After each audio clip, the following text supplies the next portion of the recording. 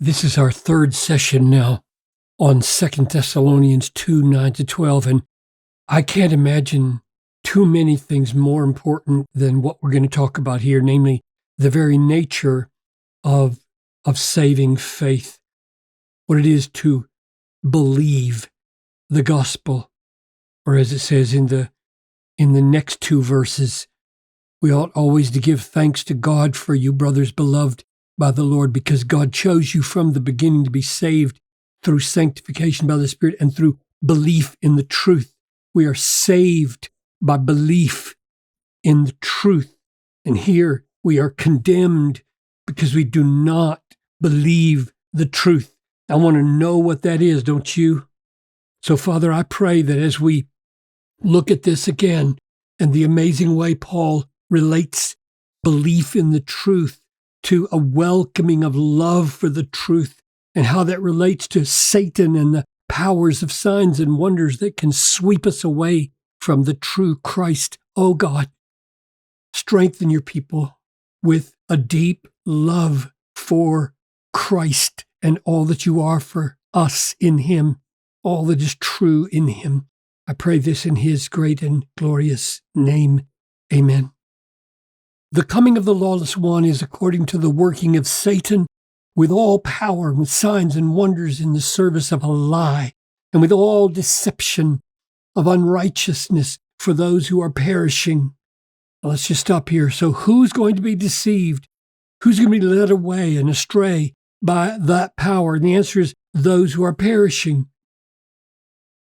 They're going to be destroyed in the end in hell. However, we're not just told, oh, there are people who are perishing, they're the ones who are deceived. We're told there's a mark.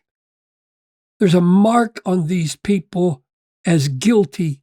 Namely, the reason they're perishing is because they did not welcome the love of the truth. Now, that's a very literal and accurate translation. They didn't want it, and they didn't welcome the love of the truth that they might be saved.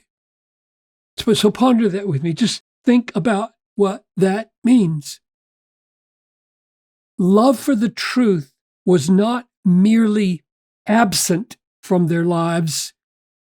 Their lives already contained a prior love that resisted the gift of the love of the truth.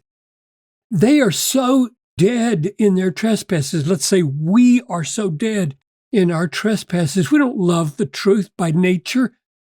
The love of the truth has to be given to us. And these people are marked by the fact that they will not be given it. They are going to rise up and say, I don't want the love of the truth in my life. Now, why would that be? What kind of contrary love is there? So let's keep reading and you'll see. On account of this, God sends them a working of delusion so that they may believe what is false. We'll come back to that next time, but look at this. In order that all may be condemned who did not believe the truth, but, now here's the alternative to believing the truth. What is the alternative? He puts it in categories of pleasure. The alternative to believing the truth is taking pleasure in unrighteousness. And I would argue that's the prior love. Deep down, we find more pleasure, more satisfaction in unrighteousness than we do in the truth. Therefore, if the love of the truth is offered to us, this prior love says, no, I don't want to love the truth. Even if you could make me love the truth and find pleasure in the truth, I don't want it. I'm committed to this pleasure right here. And that pleasure is described as the contrary or the opposite of believing.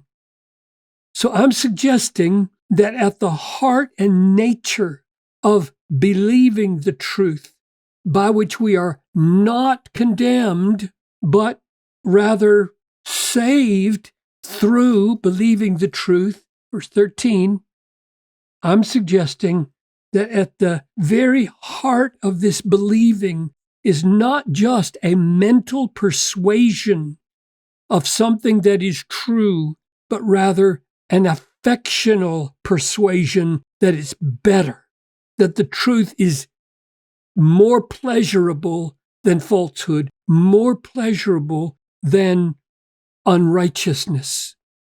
So I'm arguing that saving faith is not merely a mental apprehension of the accuracy of the gospel, the truth of the gospel, but is a heartfelt esteeming of the gospel, of the truth, that makes it more desirable than unrighteousness. Now, why is that so relevant in the context of satanic delusion? Why is loving the truth? Let's put it in red. Loving the truth as essential to believing the truth so relevant to this situation at the end of the times?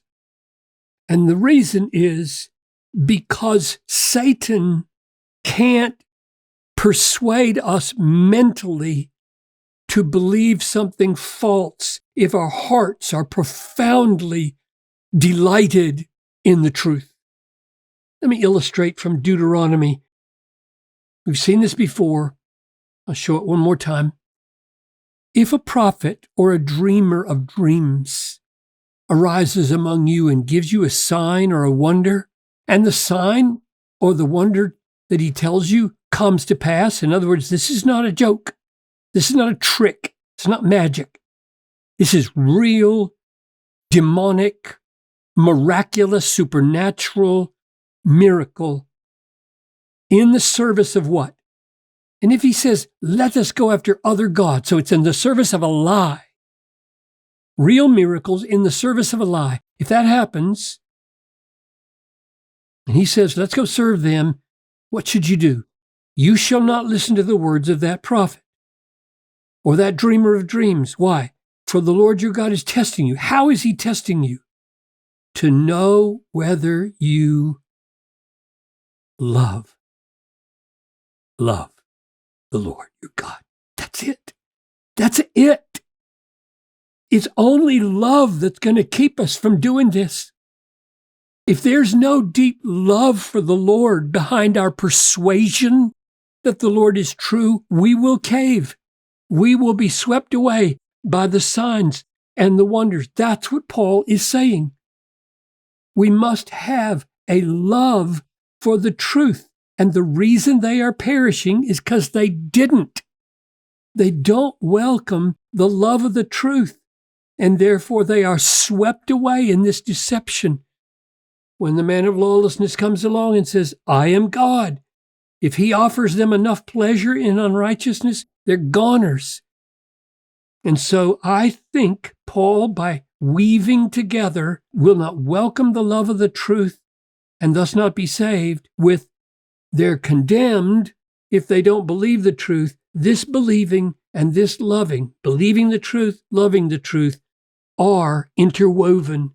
And if you are saved, if you have saving belief in the truth of the gospel, you also have built in a kind of treasuring the gospel, finding more pleasure in the gospel than in unrighteousness. And that is what not only is going to be the instrument of your union with Christ and thus your final salvation, it's going to be the means by which you're protected against supernatural demonic deception that will try to make the man of lawlessness more pleasurable.